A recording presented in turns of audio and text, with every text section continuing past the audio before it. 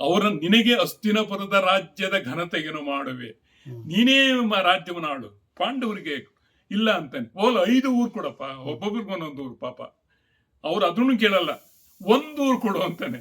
ಆವಾಗ 1 ಊರಲ್ಲ, 1 ಊರಿನಲ್ಲಿ 1 ಗೋಪಾದ ಬಿಡುವಷ್ಟು ಭೂಮಿಯಲ್ಲಿ 1 ಮುಳ್ಳು ಮುರಿಯುವಷ್ಟು ಭೂಮಿಯನ್ನು ಕೊಡುವುದಲ್ಲ ಕೃಷ್ಣ, ಹೊರಟು ಹೋಗು. ಬೈತಾನೆ ಸರ್. ಯುದ್ಧದ ಹೊರತಾಗಿ ಪಾಂಡವರಿಗೆ ತುಂಡು ಭೂಮಿಯನ್ನು ಕೊಡುವುದಿಲ್ಲವೆಂದು ಖಡಾಖಂಡಿತವಾಗಿ ಸಾರಿದನು. ಅಡಿಗಡಿಗೆ ಸಂಧಿಗೆಂದೊರಲುವ ಪಾಂಡವರು ಕದನ ಕಂಜುವ ಹೇಡಿಗಳು. ಕೆಣಕಿ ಬದುಕುವವನಲ್ಲ ಈ ದುರ್ಯೋಧನ, ಹಾಗೇನು ಸಿನಿಸಿ ಸೆಡವುವನಲ್ಲ ಈ ಚಲದಂಕಮಲ್ಲ, ಸಿರಿ ಧಾರಣೆಗೆ ಎಳಸುವವನಲ್ಲ ರಣಮಹೋತ್ಸವ ಎನ್ನ ಅಭಿಮತ.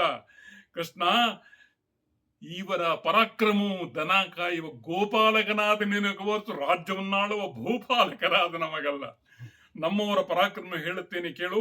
ಇಡೀ ಮಂಡಲವನ್ನೇ ಆಳುತ್ತಿರುವ ನಾನು, ಅರ್ಜುನನ ಶಿರಚ್ಛೇದನ ಮಾಡಲು ಕಾದಿರುವ ನನ್ನ ತಮ್ಮ ಕರ್ಣ, ಭೀಮನ ಹೊಟ್ಟೆಯನ್ನು ಬಗೆಯಲು ಕಾದಿರುವ ನಮ್ಮ ತಮ್ಮ ದುಶ್ವಾಸ, ನನ್ನ ಅಕ್ಷೋಣಿ ಸೈನ್ಯದ ಮುಂದಿನ ಸೈನ್ಯ ಧೂಳಿಪಟವಾದೀತು. ಎಚ್ಚರಿಕೆ, ಮೊದಲು ನೀಲಿಂದ ಖಾಲಿ ಮಾಡು.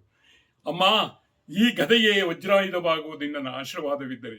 ಜಗದಿ ಬಲದಿ ವೈರಿಗಳ ಶಿರವ ತರೆದು ದ್ರೋಹಿಗಳ ಕರುಳ ಬಗಿದು ಕ್ರೂರಿಗಳ ಸದೆದು ಬಡದು ಹೇಡಿಗ ಜಗದೋಳ್ಯನೆಗಿಂತ ಮಿಗಿಲಿರುವರೆ, ವರದೋಳ್ಯನೆಗಿಂತ ದೊರದೋಳ್ಯನೆಗಿಂತ ಮಿಗಿಲಿರುವರೆ ಕೃಷ್ಣ ಅಂತ